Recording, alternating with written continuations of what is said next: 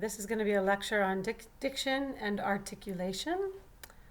I'm going to throw a bunch of different exercises at you and ways of thinking about articulation that may be helpful in working with your students. This definition of diction, I think, comes from the Ware, just refers to the prevailing standards of word usage and pronunciation in a comprehensible manner and style. And so we're not necessarily always looking for the greatest accuracy in diction, but comprehensibility at a distance. So sometimes this means quite a bit of modification to actually give our audience, the people who are sitting sometimes 10, 20, 30 feet away from us, the right impression. The Ware book particularly talks about the benefits of Italian, French, and German. These are important to understand, especially if you're teaching musical theater students or students who are less interested in classical music, in determining whether it's worth tackling these languages with your students, whether the benefits would be worth it. So obviously in Italian, the pure vowels and the shape of the vowels and the less dense consonants than in English is often a benefit. Spanish would have a very similar benefit. In French, Ware mentions the consonant-vowel orientation of the language. This is very helpful sometimes in getting rid of articulation tension, the lightness of the French consonants. And then both French and German build quite a bit of color in the voice by introducing mixed vowels in the case of German and mixed and nasal vowels in the case of French. One thing I think is overlooked by voice teachers that are approaching especially French or German is that mixed vowels need to be included in your vocalizing if you're going to be singing them. This is an example of an exercise I use for teaching mixed vowels. It goes up on a closed O and then moves the tongue into the O/ or the closed O position. A lot of times in other mixed vowels, I will work the tongue position first, but in this one, I like to use the lip position first. So here's how this exercise goes.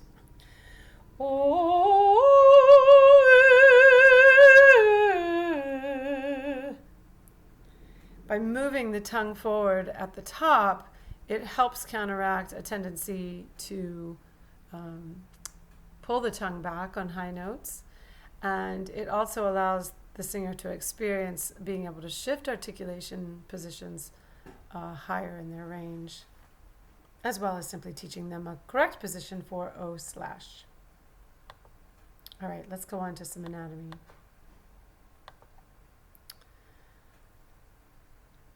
The tongue is an extremely complex muscle because it has muscle fibers running in multiple directions. And so sometimes with students that are having trouble pronouncing certain consonant combinations or moving from certain vowels to certain combinations, it's because a certain aspect of the tongue, maybe even only one layer, is weak or tight. And so this video, which I recommend, especially the first 10 minutes, but the whole thing is valuable, is taught from the perspective of a speech therapist, showing how to do exercises that will challenge both strengthening and creating flexibility for all the different directions that the tongue can move. These are names of things you need to know: the alveolar ridge, the soft palate, and the uvula. Make sure you can identify those at sight and understand their function. Alveolar ridge is particularly important in the pronunciation of a number of consonants, especially in English. Many of those consonants become dental, moving down to the back of the teeth instead of the alveolar ridge in more frontal languages like French or German or Italian.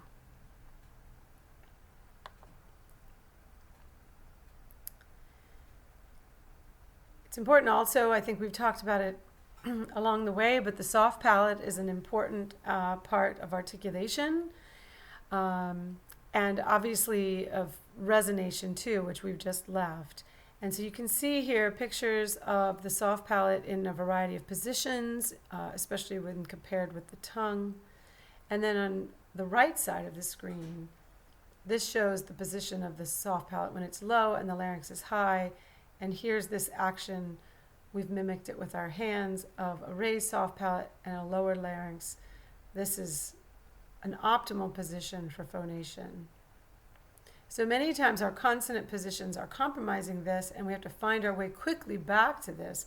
So exercises that practice different consonants going into different vowels with an attention to finding this optimal position, which your students may have found much more easily on an exercise that's all vowel or uses only very soft consonants like w or y, and then having to move to a more complicated maneuver, which is maybe going from a stop plosive or a fricative or nasal into this position.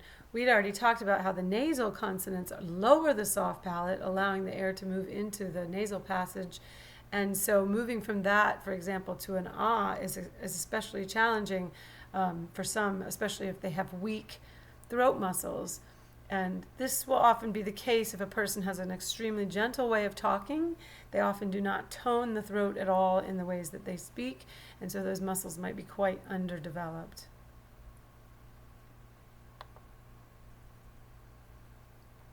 This picture just points out, I know you can't necessarily read all of these names of the muscles, but just how many muscles there are in the throat, and they all move the throat in slightly different ways.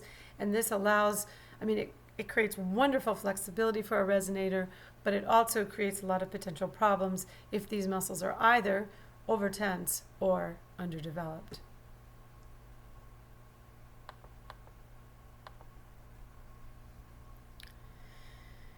The jaw comes with quite a number of complicated issues as well, because, in part, because of its multiple functions, chewing and articulations for speech, and then also being used, perhaps in some cases in different ways, when we sing.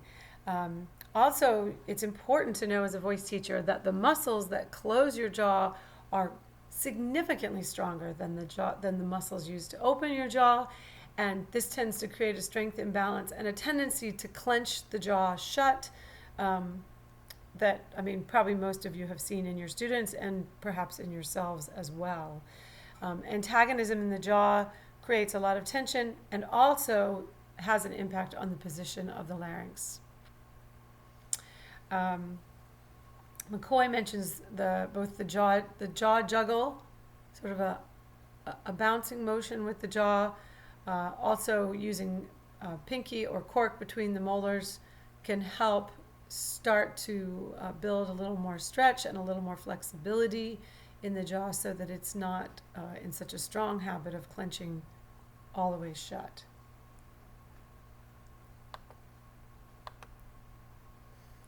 This is taken from the Ware book and just shows why the hyoid bone is sometimes referred to as Grand Central Station. Everything is passing through it. The soft palate, the tongue, and the jaw all passing through the hyoid bone, which then connects directly to the larynx. So you can see why tension in the articulators is a significant problem for phonation as well as clarity of diction.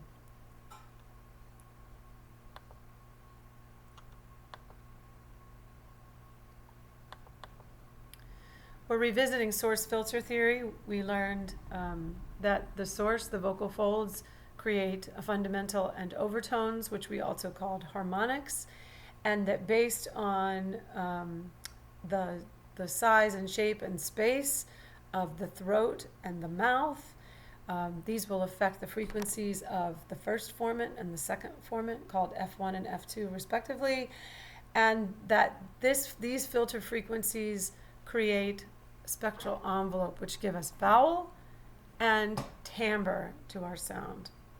And so it's important to think about vowels through this lens. We've talked since your freshman year at the very least about open and closed vowels and front and back vowels. And so now let's talk about formant frequencies in relation to that. As vowels move from closed to open, F1 goes from low to high. As vowels move from back to front, F2 goes from low to high. So here are those vowels in sequence. And we mentioned F1 as a frequency is shared between vowels. So here are some vowel pairs: E and U, E and O, eh,